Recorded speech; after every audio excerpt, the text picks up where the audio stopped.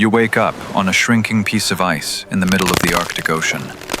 And the first thing you realize is that your kingdom is literally melting beneath your paws.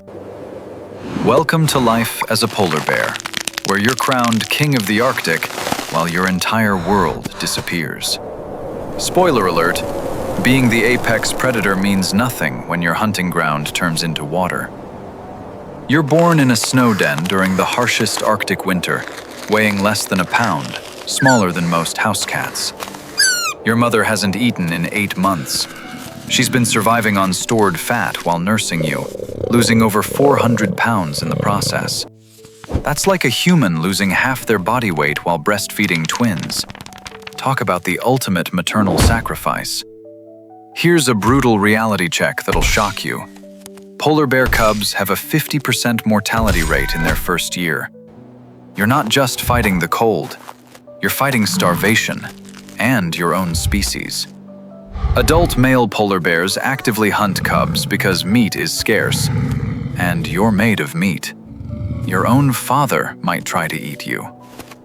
Your primary job is hunting seals, and it requires the patience of a sniper.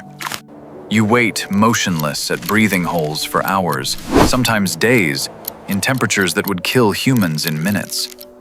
When a seal finally surfaces for air, you have one shot.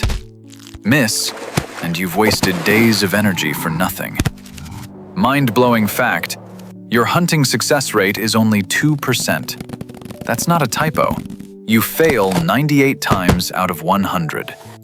You can smell a seal from 20 miles away and detect one under 3 feet of ice, but catching it? That's where everything falls apart.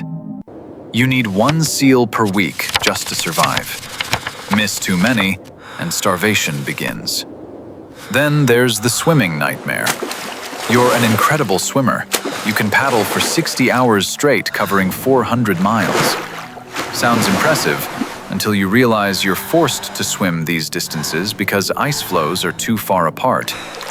You're not swimming for fun. You're swimming because your ice highway has melted. Every stroke burns precious energy you need for hunting. Here's the climate crisis in numbers. Arctic sea ice is disappearing at 13% per decade, according to NASA. Your hunting season used to last 9 months. Now it's down to 5. That's like cutting your salary by 44% while your bills stay the same. The math doesn't work, and neither does your survival. When ice melts early, you're trapped on land where there's almost nothing to eat. You raid bird nests, scavenge whale carcasses, and eat garbage at human settlements. You're the ocean's apex predator, reduced to eating trash. Some bears have stomachs full of plastic because they're so desperate they'll eat anything. Starvation is brutal. Your body consumes its own muscle after fat reserves are gone. You become weak, unable to hunt even when you find ice. Mother bears watch their cubs starve because they can't produce milk.